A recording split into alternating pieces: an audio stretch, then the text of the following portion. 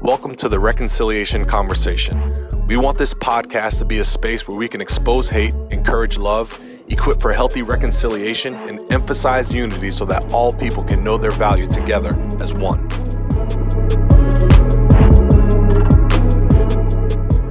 Welcome to another episode of the Reconciliation Conversation. We are excited about our guests today. We have the pleasure of having a hip-hop artist, social activist on the pod.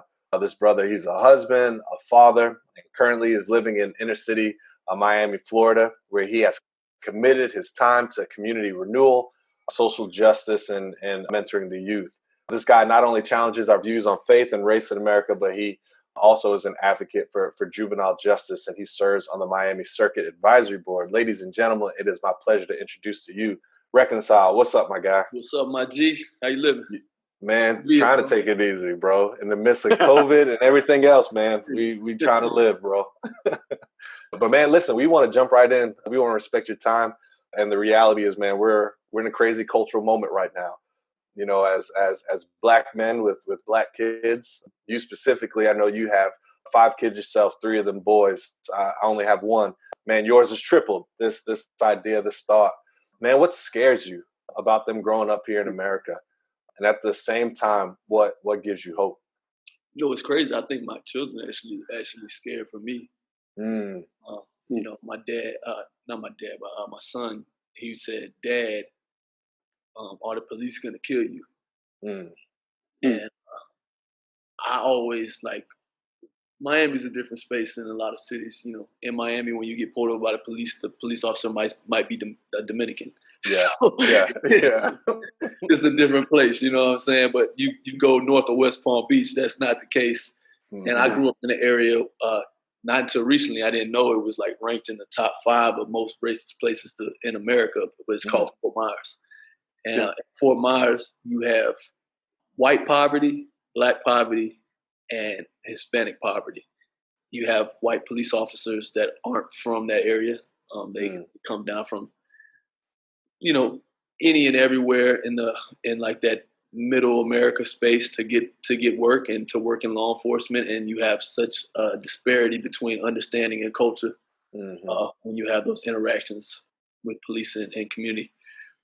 You know, just the fact that my son would ask me, you know, "Dad, are you going to get killed by the police?" And I try to instill in him that, hey, police are here to help us. They're here to serve us. They're people just like you and me, and you could actually be a police officer one day. You know, and that's the kind of perspective. But in the back of my mind, we know the history of America. Yeah. I know the history of America. I know how many times I've been pulled over for being Black. Mm-hmm. I know how many times I've sat at the red light. And I remember one time I was in the turning lane at the red light, and the police car was 4 cars in front of me. There's 2 turning lanes. He looks in his mirror. He sees me. And I'm 4 cars behind him. He lets my lane catch up to him once the light turns green, and then he pulls me over. Right, because I got warrants on the car and all this different stuff that I don't have. But being Black, riding in cars that look like you paid cash for them because they beat up, looking like just being young and fitting the description of what looks like a drug dealer or somebody not up to no good. And I tell people all the time, you pull over anybody in the hood, you're gonna find something, a tax light, something not paid for. Because people are living that way. And so when you over-police those communities, you increase the amount of interactions for things to go bad, and you increase the amount of interactions for people actually fearing that they could be incarcerated or have some kind of financial loss by having an encounter with the police, or feel like they're not going to be, that they don't have, that they won't be upheld in justice, that they could be lied on, that they could be, have something planted on them, or they can have. I've had officer at one point when I was a teenager. I had an officer pull me over in Texas on South Main. I told him, I said, literally, we got in the car and we went across the street to the Wendy's in the adjoining parking lot.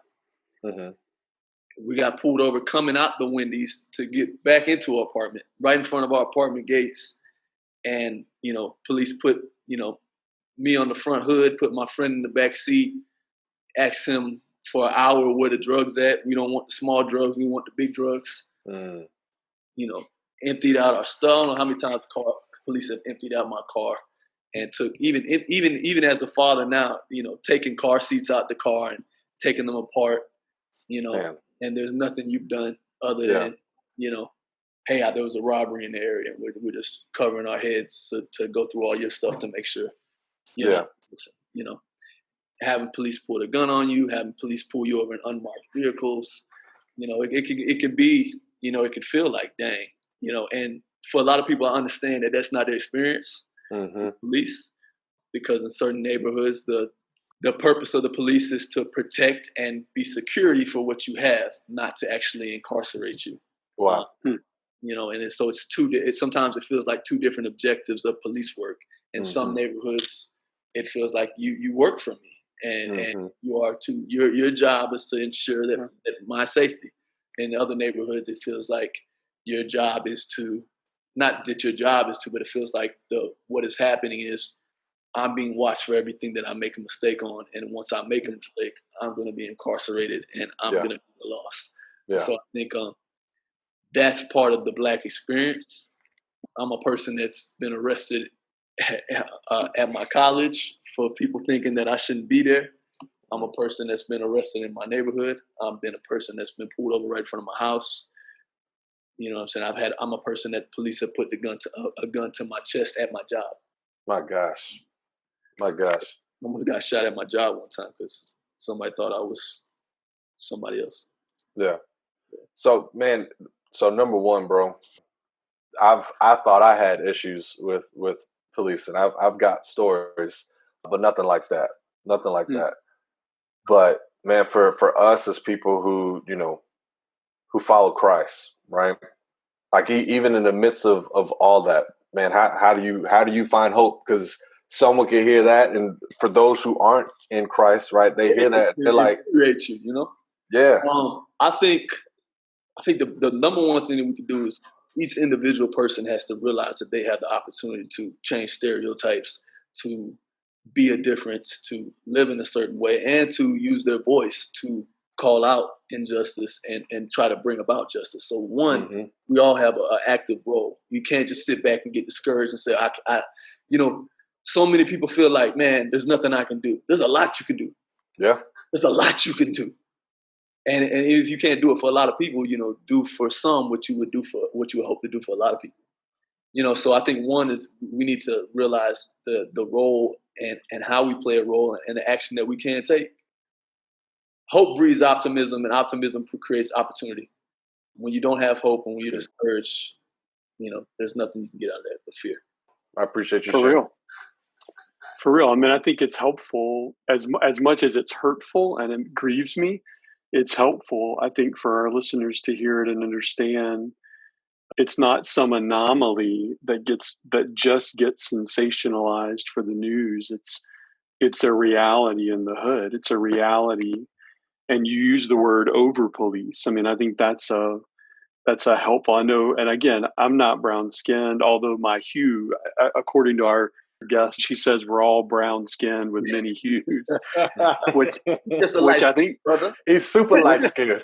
Which I think she's probably right. That's what I want to say, at least, right? Like, to be honest, that's what it should be. We just light skinned brothers. That's what it is, because we're one race, right? We're one people. If we take Dr. Perkins, his assertion seriously, but over policing is a good. I mean, even for me, and I don't have those stories, right? But I had a lot of friends who did, growing up where I grew up. Like it's not some anomaly that just gets sensationalized, and I think it's meaningful for our listeners to hear that those experiences, as hurtful as they are, and as much as it grieves us to hear it, and with you to grieve with you. It's an inner city thing. It's a small town thing too, and even sometimes more. That's right. Small town, it's a little bit more scary. I was just about to say that I could in a city. Yeah, because I grew up in a small town where like it was the proverbial white-black side of town, right? Yes. And when you would go to said white side of town, that's when I've gotten pulled over. That's when I've been pulled out of my car. That's when I've been followed. And it was always like, what are you doing here? Like, always the assumption of up to no good. It was very scary, very scary. And my grandmother would always like, hey, where are you going? Tell me where you're going. Call me when you get there. Like all these different things, because that was just the reality, unfortunately. And your song "Woke," right? Which right now that word's being used a lot. You wrote this song long before it became the current buzzword, and it's used right now a lot in the white skin community, the lighter skin. But in that song, you rap these words, and I'm probably not going to do it as well as you do here, but I'm going to try. All right, so you rap these words. A tweet don't mean you won't post on me. You won't get out here and be a mentor. Put your phone down and raise your kid. Be accountable. Keep us accountable. Change how we see each other. You got the power to end the hate. You got the power to kill the rumor. You got the power to make a change. So, one, who is the you in those lyrics? I want our listeners to hear that. I posted these lyrics recently, and I want our listeners to hear who the you is. But then, two, what message right now, like if you were just had a chance to speak to people of my skin color, what message would you want to convey to them? Would you want to communicate to them most right now? Yeah, me as an artist, I try to write. I understand that words can cut multiple ways, and I try to write sometimes to hold my community accountable, to enlighten my community, but then also sometimes I write to raise awareness for other communities that don't even understand issues. And so even in the song "Woke," I'll speak on social injustice. I'll speak on systemic racism. But in the same token, I'll speak on a culture that is predatory towards our own people that we have to denounce. Yeah. And so in that song, I said a tweet doesn't mean that you're woke. So just because you get on Twitter and say, okay, I posted something, I'm a part of the cause, that doesn't do it. What you need to do is put action behind the thoughts and the sentiment, and align your actions to the sentiment that needs to be felt across the nation. One of the things now, put your phone down and raise your kid. And I think that goes to all different communities, whether you're a parent that needs to put your phone down and be engaged and have conversations with your kids about race, about America, about what we stand for, what we don't stand for, so you don't allow social media or hate to lead them, or ignorance to lead them. Put your phone down and raise your kid. Be an active, involved parent, and then be accountable. That's enough right there. Yeah. For real. Be a person that can be held accountable. Yeah, for real. Keep others accountable. Change how we see each other, which is something that is a personal journey, I think, for all of us. Change how we see each other. And then it's a call for anybody. You have the power to end the hate. You got the power to kill the words are you have the power to kill the root. So where the hate stems from. Got it. All right. And you have the power to make a change. Just to at least try to keep a little bit of a cool factor.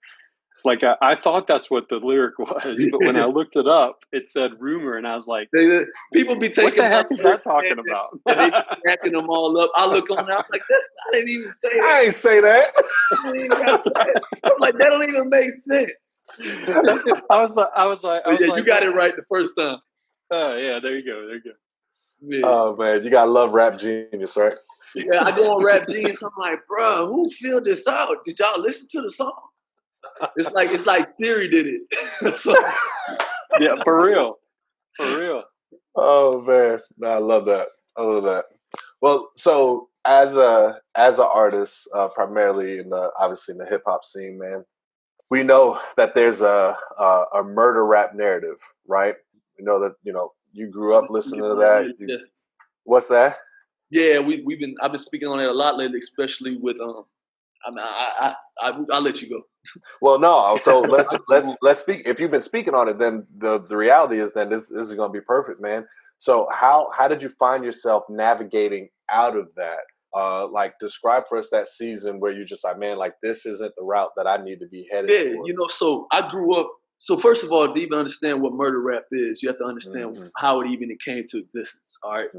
So you have gangster rap. And then gangster rap kind of got on steroids, turned into murder rap. Right. And murder rap is not something that many people are familiar with, but what we're from in our context, murder rap is what serenades the streets. Mm-hmm. If you stop in any gas station in the hood, you're gonna hear murder rap. Yep. And murder rap it was birthed out of, you had gangster rap, and then you had gangster rap kind of turned into it just became more and more sensationalized. And because gangster rap became commercial, you had, and it became commercial, and for a lot of young men in our neighborhoods, that was the only successful black man that you saw. Yep. So what they did a little bit of, young men trying to make it out of the community, they would do it in excess to think, if I did it in excess, and that's gonna separate me, that's gonna bring a shock value to what I'm doing, to people are gonna pay attention to that. And so what happened was murder rap became sensationalized in gangster rap became sensationalized in neighborhoods that were predominantly poverty, and where people were seeing all of that kind of stuff every day.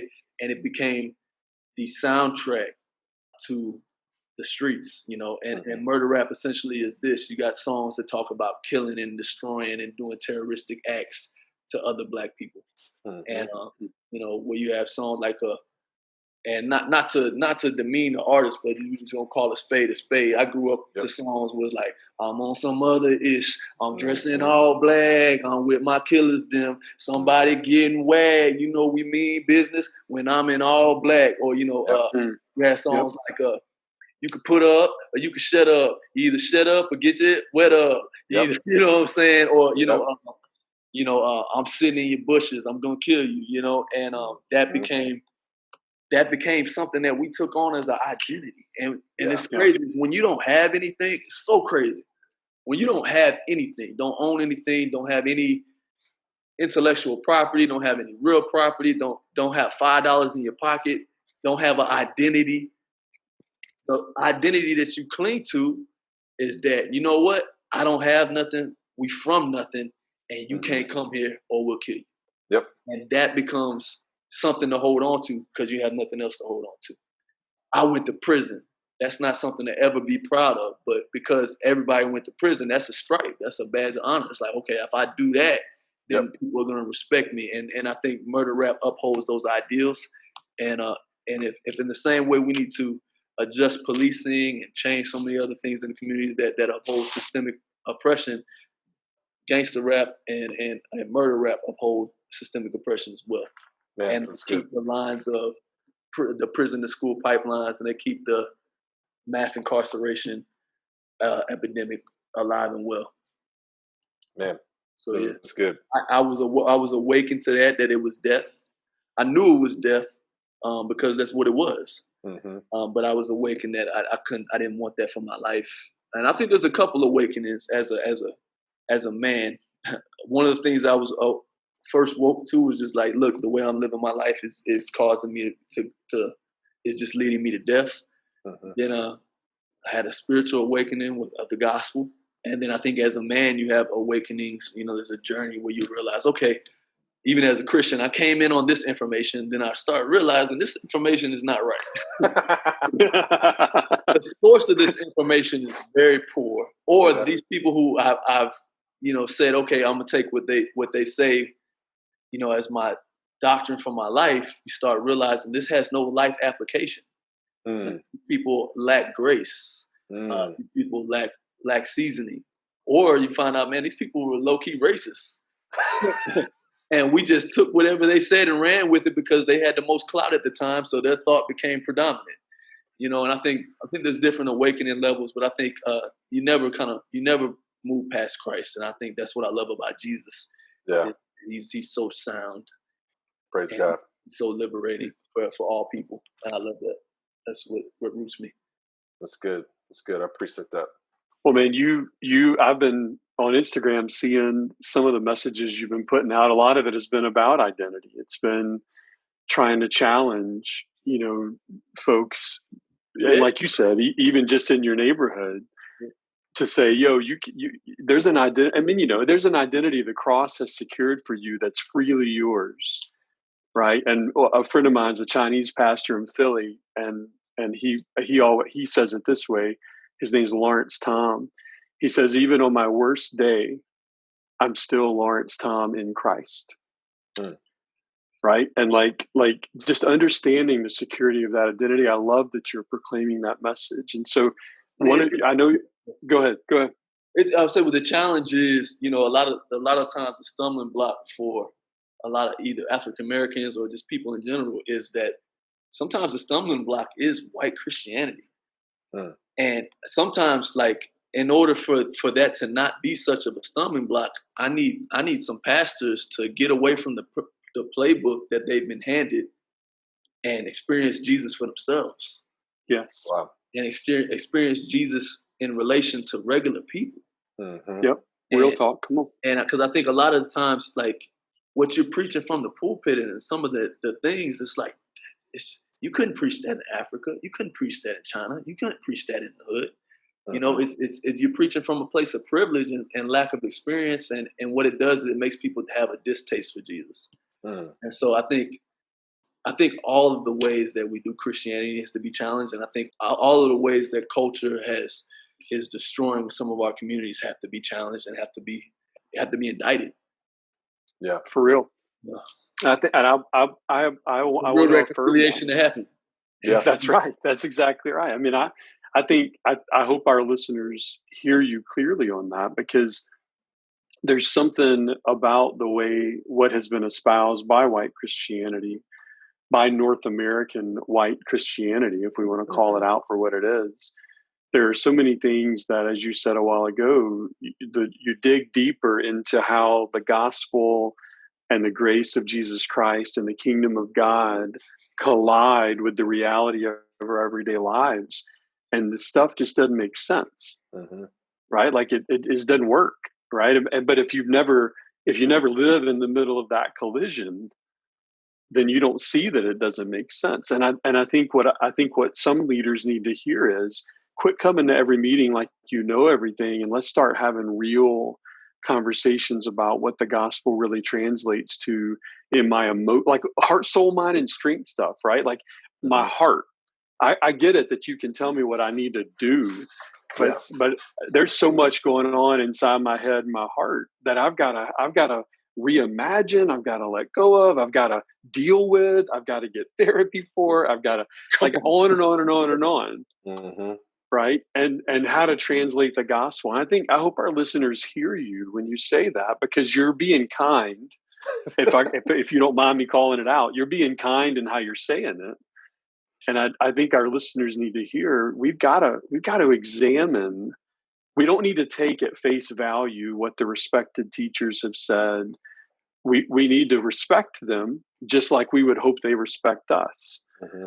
But at the same time, we need to process this through heart, soul, mind, and strength stuff. I mean, that's a big deal. So, yeah. So Streets Don't Love You 3 is coming out. And on there, you have some great songs. I think one of them is available right now, so our listeners can go listen to that. But explain for our listeners what you're trying to convey in that idea of streets don't love you, or streets ain't got no love, because you've got a version 1, version 2, and version 3. Right. So you're emphasizing this, right? Like it's not what you teach, it's what you emphasize. So you're emphasizing this. Yeah, definitely. Right? Yeah, so my goal, it's hard, because when I started doing Christian rap, and I know all these dudes. I know Lecrae and them, I know the Thizzles, I know the Triple E's. Like, I got these guys' cell phone numbers. We talk, we have conversations.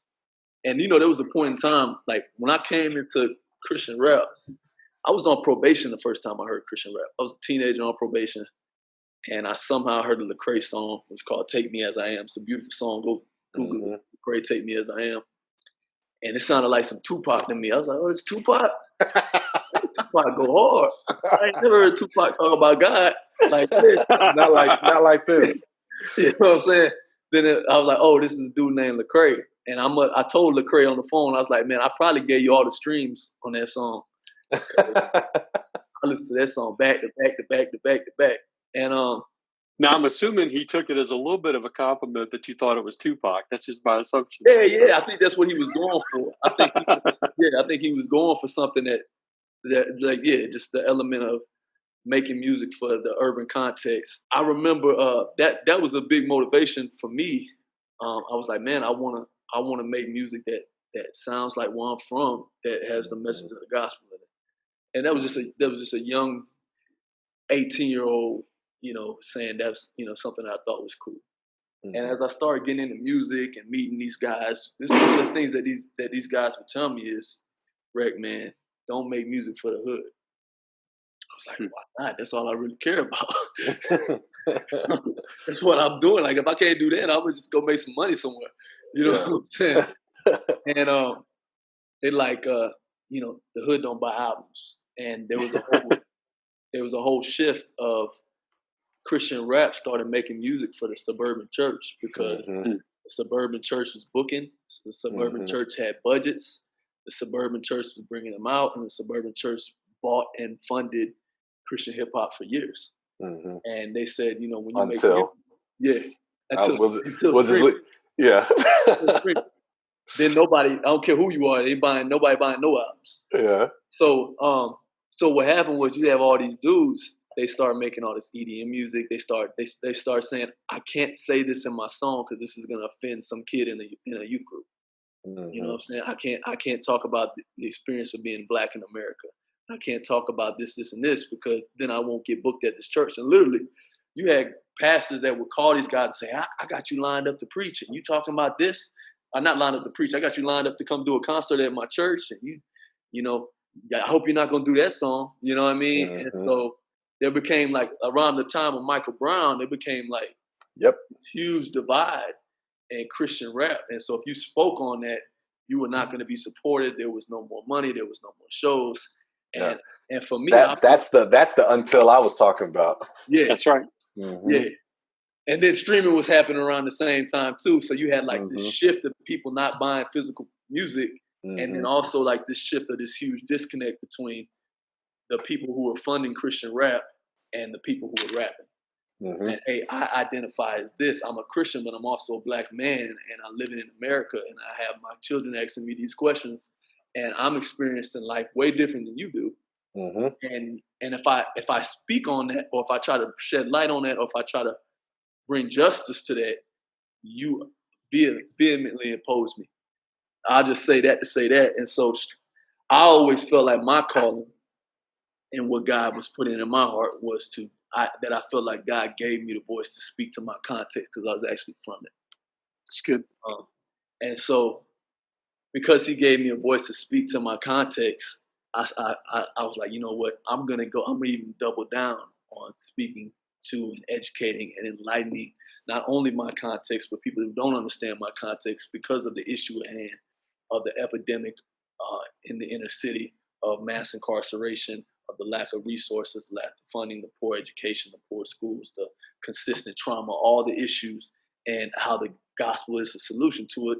But I understood I have to do it in a way that people that I was trying to reach would receive it.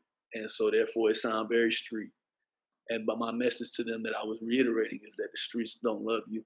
Mm-hmm. And if you would listen to this album, something that sounds like something very familiar to what you're used to and stories that you're used to, because they're authentic stories from my life and my heart, that you would hear that the gospel is a solution. And so that's why I came out with the series. In those series, you hear me speaking very adamantly about social justice, about racism, about police brutality, about the dynamic between police and the community. You hear me speaking about domestic violence. You hear me speaking about all these topics that most Christian artists would say, nah, I'm not going to speak on that because that's going to ruffle somebody's feathers. Nobody's going to want to hear me talk about that, and I will lose people if I do broach those topics.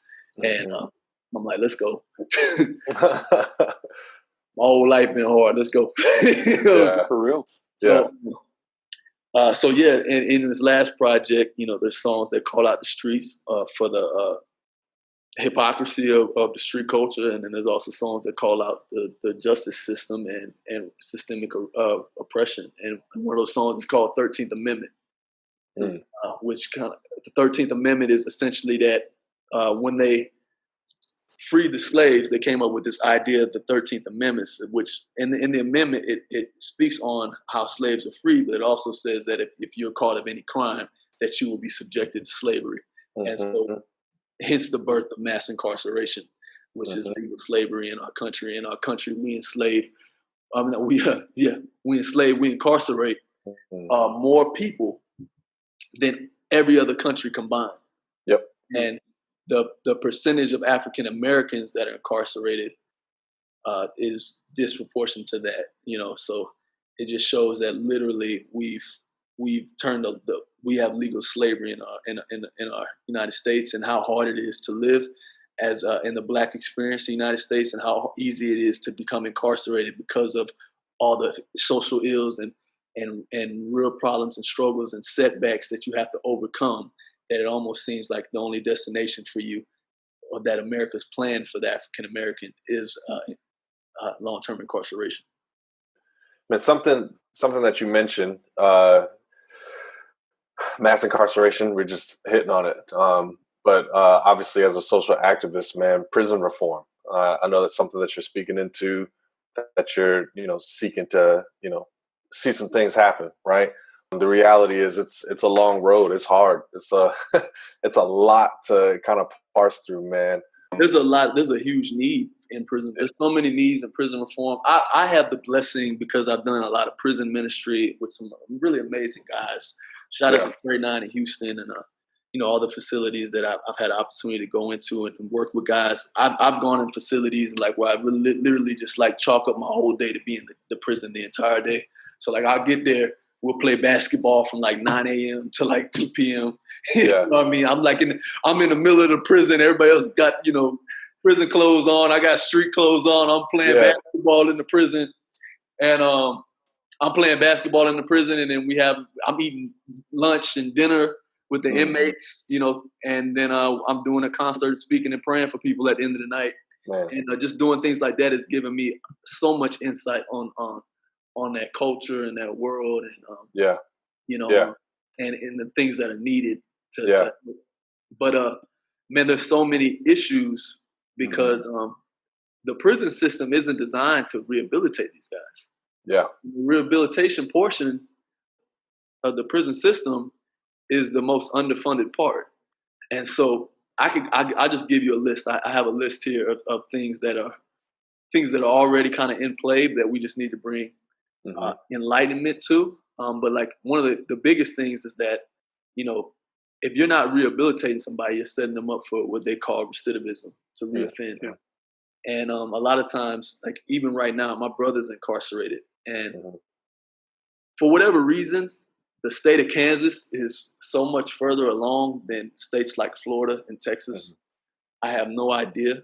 But I think that might be due in part because the Koch brothers invest a lot into prison reform in Kansas. And that might be due in part because when you go into a prison in Kansas, it doesn't look like a prison in Florida. There's a lot more white men. So maybe there's a part of dignity that is still exists in Kansas, because prison in there looks like, hey, this is my actual family member that I want to see get better.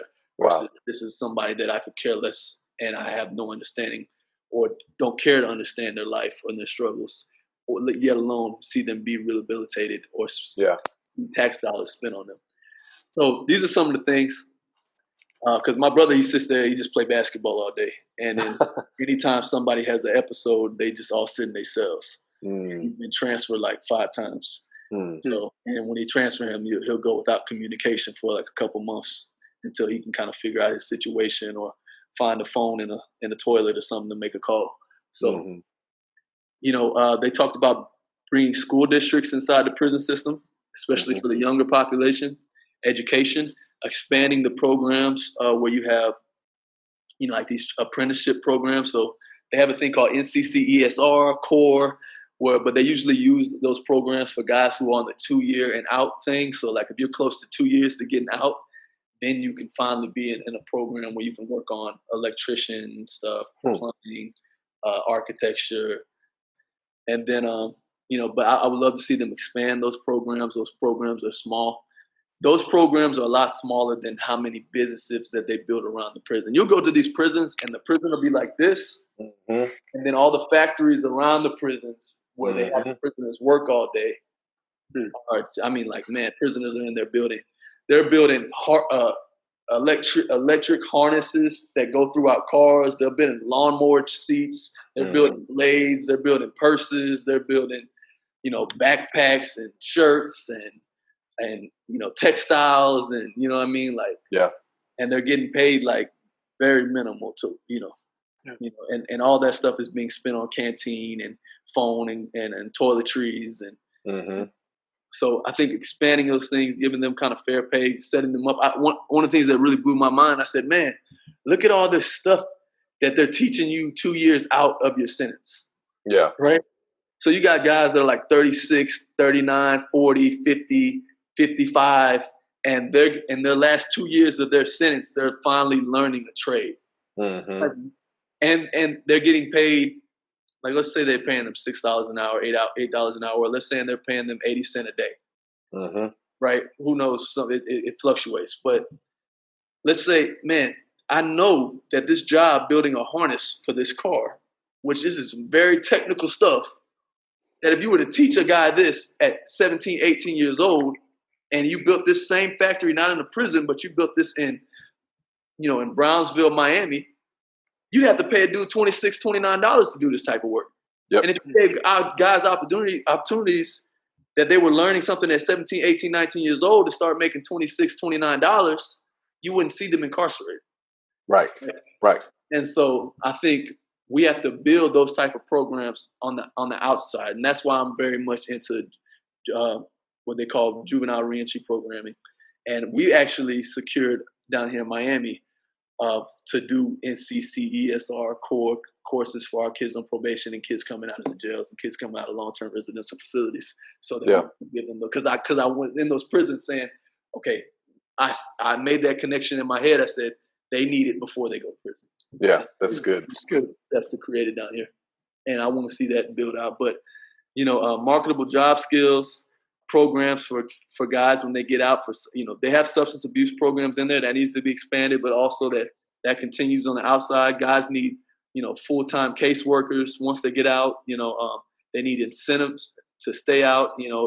And then they need more opportunities that support them on the outside rather than make them feel like, man, I didn't get a job in enough time. And there's a lot of programs. You have like Salvation Army has amazing programs for guys when they get out of jail and like halfway situations. But I think if you speak to some of those people who work in the Salvation Armies and different stuff and say, hey, what is plaguing these guys? And they say, okay, it's XYZ that's stopping a guy from doing this and going back. Well, that's the things that need to be funded. It's just conversations that we need to have and put our mind towards the things that actually work. Yeah. That was the long way around that question, but no, it's not. It's good. No, listen, man, we want the details. We want to know what's going on because the reality is, man, a lot of our listeners, man, they're just not aware. They don't know. It's an aspect of reconciliation that people don't take into consideration, right? It's many little things that people just, people get in they'll be propaganded to. And they'll go, oh, those people, they're just doing this and they're doing that. They're sucking up, food stamps and sitting at their house. It's like, first of all, you have to understand, to get food stamps, you have to show your check stubs of the job that you have. You don't get it. You don't just get it. Yes. Right. And then if there's too many working able bodies in your home and they don't have a job, then you are disqualified. Yes. You know what I'm saying? Yes. So it's not like people just sitting at their house going, oh, I'm collecting a check. You know what I mean? Like, right. Yeah. And again, it's what they've at least heard or what's been indoctrinated in that then they're not looking to do the research for themselves, the work for themselves, man. Can I say something else real? This is real. I had some guys that are like, man, I just get so frustrated watching the news, CNN, Fox, MSNBC, any channel. I just feel like nobody's being truthful. Everybody's, pitching from their bias. And they're making it feel, I just feel all this racial tension, just being brewed. And it's like, bro, you have to understand, racism is a big part of the political system. Yes. They need racism to stay alive. It keeps the voter lines crystal clear. Yep. I need my voter base to think you are a scum, sit at the house, collect a check. I need this voter base to say all of them people are racist. They don't care, They're totally different from you. I need you to think they're different from you And so therefore racism keeps us a strong voter base. And then so we only have to really battle for those middle ground people, which isn't a huge percentage of the voters. Right. I mean, I can at least bank on them because I propaganda to them that this is how they ought to vote. And they shouldn't think beyond that. That's why I like guys like Fred Hammond, who was murdered in his home. There's a film coming out about him. I think it's going to be very liberating for a lot of people. Yeah. But Fred Hammond was a Black Panther who understood that coal miners in West Virginia had similar plights to African Americans in Chicago. Yep. And he brought the two organizations together, and they marched together. Yeah. And they rallied together, and they made a lot of noise. And then very shortly after, Fred Hammond is murdered in his apartment. Yes. Yes. Because they realized this dude's going to bring people together when we're trying to divide them. Yep. And I that's just part of my DNA, my story. I'm mixed. I grew up in a white trailer park, and I've also lived in the projects. And I was able to see that, man, in all of this hate, if we actually had a conversation, we have a lot more in common. Yeah, man, that's good. That's so good, man. And I think, I mean, you hit it right there. I mean, that's, we're believing all the crap that we're being told in these various sensationalized mediums instead of really looking someone in the eyes, instead of really getting a chance to say even close to honest media till after the election. Because you got to think, I mean, they're not going to pull back now. They got to double down. They got to double down. They got to double down. It's going to ramp up. It's only going to ramp up. Yeah, I'm not going to come off now and say, "Oh, he's actually kind of right." You know, we need to be in a little bit more in the middle. Yeah, not happening. Not going to happen. Maybe after November, who knows? Depending on how November goes. Yeah, it could get uglier, or real ugly, or it could just get less ugly. Like we could, but very ugly. But that's right. To be determined. To be determined. That's right. Well, hey, I think that's why everybody's trying to go out and get their gun right now. That's not the Second Amendment. I don't know what's happening after November. That's right. I had a guy, he was like, "Yeah, I bought this gun for like $9,000. It's got it's like a shotgun that shoots automatic." I'm like, "Bro, what are you preparing? What are you preparing for? Why you got that?" And then I was like, "We had a kid's birthday party right now. Why is this the?" Yeah, why are you telling me this? We're like standing by the pinata. He's like, "Yeah, but this is what I got." He shows me his phone. He's like, "That boy right there. Yeah, it's a bad boy." I'm like, "Bro, what?" Could you imagine all the candy coming out with that? For real, he could annihilate the pinata. That'd have been something right there. As we're wrapping up, thank you for not only the insights, the perspective. I feel like we could talk another hour or two, and hopefully you'll be gracious with us and allow us to bring you back on another time soon. But you know, I really would love to hear just simple suggestions. Like, some of our listeners are taking new steps, some are taking next steps. What's a simple thought that you would leave them with as we're thinking about this, reimagining our American future together, hoping for oneness and reconciliation, and the long road of what it would take to cultivate for that? If I could say anything, if somebody would listen, hey, a lot of the stuff that you learned, just reevaluate it through the cross. That's good. Reevaluate it through the cross. And, you know, sometimes you got to remove your bias. It's hard for all of us to avoid our own bias. Even as Christians, we have bias. Our bias is Christ is the solution. You know, I think we need to rethink things. In any area where we feel challenged or it's tough for us, that might be an area that God's trying to develop in us. We have to find ways to love people. We have to find ways to go out beyond our means to find solutions. And we cannot be passive, especially at this time in our life. And you do have, like, you might feel like, who am I? What can I do? I can't make a difference. You can, and you will. That's good. Well, Rec, man, we appreciate it, bro. I know, man, you're on social media. I know people can follow you just to make sure. Reconcile us. Reconcile us. You know how many times I get introduced to concerts, like, all right, and coming to the stage. Reconcile us. Reconcilious. I'm like, who is that? Who that? Oh man, nah. Reconcile us. Reconcile us. Two words, but put together. Yep. You also on the website as well. IamReconciled.com. Yep. IamReconciled.com. Yep. My guy. Thank you for your time. Hey, likewise, man. We greatly appreciate it. God bless y'all. Likewise. Yeah, you too, man. Appreciate you. Thank you for joining in on the Reconciliation Conversation. Remember, you can connect with us on Facebook, Instagram, and Twitter at the Recon Combo. You can also stay connected with us through our website, reconciliationconversation.com, or feel free to subscribe to our YouTube channel under No More Night Media. We look forward to continuing the conversation with you next time.